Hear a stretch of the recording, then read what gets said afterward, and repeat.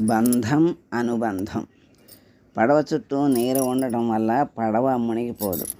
పడవలోకి నీరు చేరటం వల్లనే పడవ మునిగిపోతుంది. అలాగనే మనిషి సంసారంలో ఉన్నంత మాత్రంలో చెడిపోడు. పడవలోకి నీరు పోనంత వరకు పడవకు ఎట్టి ప్రమాదము లేదు. ఎప్పుడైతే పడవలోకి నీరు ప్రవేశించడం జరిగిందో అప్పటి నుండి మునిగిపోవటం ప్రారంభమవుతుంది.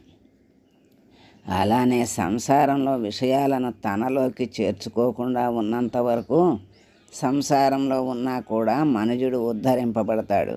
అయితే మితిమీరిన సంసారాలు బంధాలు ఏనాడైతే తనలోకి అనుమతిస్తాడో ఆనాటి నుండి తన పతనానికి తానే దారులు సిద్ధపరిచిన వాడు అవుతాడు.